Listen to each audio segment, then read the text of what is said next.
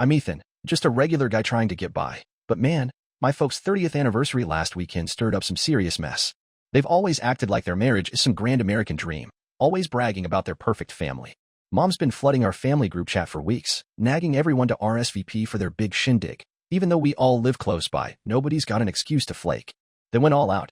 Fancy catering, a big banner, the whole "look at our happy family" show. My older brother, Caleb, brought his fiancée, Sarah. She's sweet but tries too hard to impress Dad with Mr. Dawson this and that.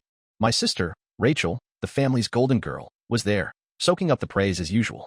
Then there's Lily, the youngest at 16, always glued to her phone, posting about her cat's Instagram. The dinner was fine, I guess. Dad gave a speech about family pride and legacy, everyone clapping like it's the Oscars. I just sat there, poking at my steak, trying not to sigh too loud. After, Mom snapping photos, obsessed with her social media likes, telling us to pose by the 30 years strong sign. I joined my siblings for a group shot, thinking nothing of it, and start helping clear plates. Later that night, I check her social media post, and I'm nowhere to be found. Not one picture. Not in the group shots, not at the dinner table, heck. I'm cropped out so bad you'd think I was a ghost. I figured I was overreacting, so I asked Caleb if he noticed. He just shrugged, said Mom's been editing photos like crazy, no clue why. I scroll through her album, and it's all our pride, our legacy, with captions gushing over Caleb's new job, Rachel's college awards, Lily, and her cat. Me? Nothing. Not a single shot, not even from years ago. I'm floored, staring at my phone at midnight, wondering if I'm invisible. Next morning, Dad's showing off the photos to my uncle on his tablet. I ask, hey, why am I not in any of these? He doesn't look up, just says, we don't highlight failures, Ethan. My jaw drops. Rachel's standing there, goes quiet. Lily pretends she's texting. Mom walks in, and I push, really? Not one photo of me. She sighs, you never fit in photos, Ethan. Not your look, not your life. Like I'm a bad paint job. I laugh, because what else can I do? I say, all right, I'll keep that in mind, and head to my room, hearing Dad mutter something as I leave. I slam my door and sit there, scrolling their perfect posts, feeling like I've been erased from my own family. After that anniversary blow-up, I'm still reeling from my parents' stunt, cutting me out of their big photo album like I'm not even their kid. I'm Ethan, by the way, just trying to keep my head above water in this family. The next day, I'm barely holding it together, but I don't say much. My sister Rachel, the family's golden child, comes by my room later. She just leans in the doorway, looking uncomfortable, and says, I don't know why they're acting like this, Ethan. It's not right. I nod, but before I can respond, she's gone, probably scared to rock the boat. I hear her arguing with Mom downstairs, but it fizzles out fast, nothing changes. Lily, my little sister, doesn't even glance at me. She's too busy with her cat's social media. Caleb, my big brother, texts me, you know how Mom and Dad are, just let it go. Easy for him to say, he's their pride and joy with his fancy job and fiancée. That night, I'm grabbing a soda from the kitchen, and Mom's at the table, scrolling her tablet, not even looking up. I want to yell, smash something, but I just walk out. The next morning, Dad asks me to fix the garage light. I shoot back, why not ask Caleb? He's your star. Dad's face tightens, and he steps toward me like he's gonna grab me. I dodge, and he storms off, slamming the back door so hard the windows rattle. This isn't new, my folks have always had their favorites. Caleb's the success story, Rachel's the perfect daughter, Lily's the baby they spoil rotten. Me? I'm the oddball. I don't care about their country club friends or their obsession with looking perfect. I wear what I want, say what I think, and they hate it. Always have. They call me stubborn, say I don't try hard enough, but I'm not out here failing school or causing trouble, I just don't play their game. Seeing myself erased from their photos, though, that hit different. It's like they're trying to wipe me out of their story entirely. I'm not letting it slide. I head to the living room, where Mom's got her family wall of pictures, vacation shots, old school photos, the works. I notice something off. My face is gone from half the frames. Replaced with what? More shots of Lily's cat and Caleb's graduation. I call Mom out. So, the cat's more family than me now? She doesn't even flinch, just says, the cat doesn't cause problems. Rachel's there, shaking her head but staying quiet. Caleb's on his phone, pretending he's deaf. I'm done being invisible in my own house. I'm Ethan, still stuck in this mess with my family after they scrubbed me from their anniversary photos like I'm some kind of stain. It's been a couple of days since I noticed my face missing from Mom's social media and the family picture wall. I'm not gonna lie, it stings, but I'm not just gonna sit here and take it. My parents have always played favorites. Caleb's the golden boy with his big job, Rachel's the perfect daughter, and Lily's the baby who can do no wrong. Me? I'm just the guy who doesn't fit their perfect family portrait. I don't care about their fancy dinners or impressing their church friends, and they've never let me forget it. Anyway, things are getting weirder. I noticed Dad's got this notebook he's always scribbling in, tracking family stuff like who's doing what, who's making him look good. I sneak a peek one night when he leaves it on the counter, and there's my name in faint pencil. Ethan. Unreliable, no ambition, doesn't fit. I'm not shocked. But seeing it written out like that, it's a good punch. I start testing them, seeing how far they'll go. I skip family dinner, and nobody says a word. I leave my dishes in the sink for days, nothing. I even mess with their streaming account, adding weird documentaries to their watch list just to screw with mom's algorithm. She changes the password without a peep. So, I make a new profile called The Unwanted and add more random shows.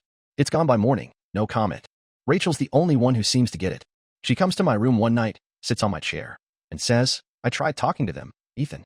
Mom just wants her perfect online image, and Dad only cares about bragging rights. They told me to stay out of it.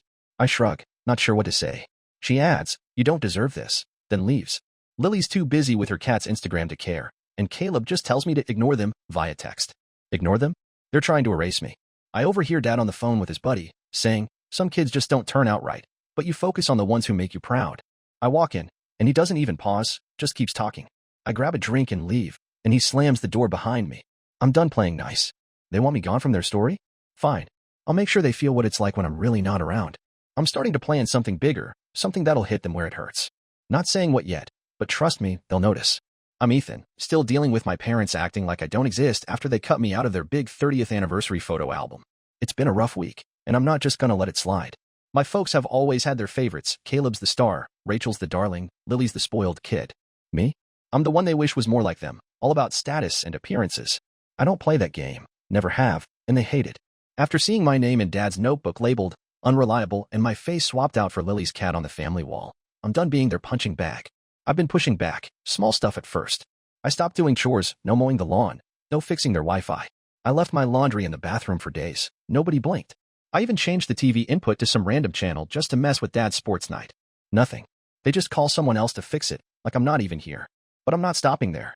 Mom's got this side hustle running a little online store for homemade candles. She's obsessed with it, always bragging about her small business glow to her church friends. Thing is, I'm the one who set up her website, the payment system, even the shipping labels. They don't know the first thing about it. Guess who never changed the passwords? Me. So, I log in and mark the store as under maintenance, pausing orders. No big damage, just a little pause to see how they handle it. Mom notices fast, texting me, Ethan, why's the website down? I've got customers waiting. I reply, ask Rachel, she's your pride and joy. She doesn't respond. Dad's grumbling about lost sales, trying to figure out the site on his laptop, but he's clueless. I hear him muttering about useless tech support, while I'm just upstairs, eating cereal. Rachel swings by my room, sits on the floor, and says, you know they're losing money, right? Like, a couple $100 already. I shrug, and she smirks, kinda bold, Ethan. She's not picking a side, but I can tell she's not mad either. Lily's still lost in her phone, and Caleb's no help, just texting me to chill out. Chill out? They're trying to erase me from the family, and I'm supposed to just smile? I'm not done. I start telling my cousin Jake what's going on, just the facts, no drama. He's shocked, says, for real? They left you out of the photos. He tells his mom, my Aunt Karen, and now she's asking Mom if everything's okay at home.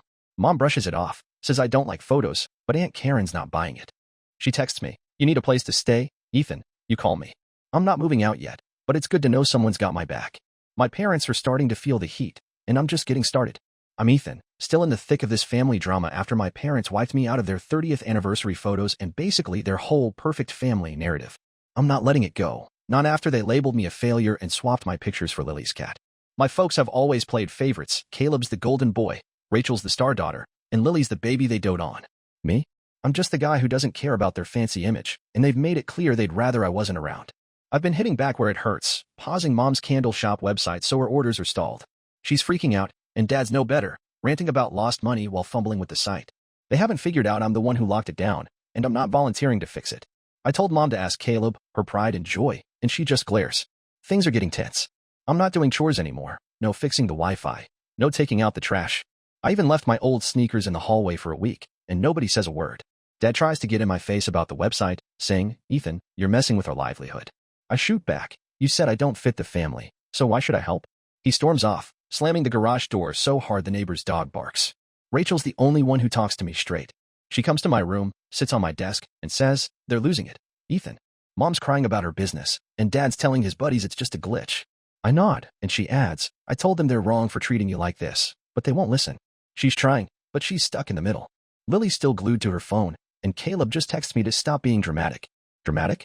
They're trying to erase me. I start spreading the word to family. I tell my cousin Jake and my Aunt Karen how I'm missing from the photos, how Dad called me a failure. Jake's pissed, says, they can't just pretend you're not family. Aunt Karen calls Mom, asking why I'm not in the pictures, and Mom feeds her some line about me hating photos. Nobody's buying it. Aunt Karen texts me, come stay with us if you need to, Ethan. I'm not ready to bail yet, but it's nice to have an out. The house feels like a pressure cooker now, everyone tiptoeing around the truth. I'm planning something bigger, something to make them see they can't just wish me away. They're gonna feel what it's like when I'm really gone from their perfect little world. I'm Ethan, and things are getting real heavy at home after my parents tried to erase me from their lives, starting with their anniversary photo album. I'm done playing nice, especially after Dad called me a failure and Mom said I don't fit in their pictures or their family. Caleb, Rachel, and Lily get all the love, while I'm the black sheep who doesn't care about their social status. I've been hitting back by shutting down Mom's candle shop website, and it's working. They're losing money, and they're panicking. Dad's yelling at the computer, Mom's calling customers to apologize, and they still haven't figured out I'm behind it. I'm not breaking laws, just stepping back from being their tech guy. I've stopped all chores, too, no fixing their TV, no helping with Lily's cat when she's out. I even changed the Wi-Fi password just to see how long it'd take them to notice. Dad called a neighbor to reset it, grumbling about kids who don't pitch in. Rachel's the only one who checks in. She comes to my room, leans against the wall, and says, Ethan, they're down $1,000 this month because of the website. You're making a point, but be careful.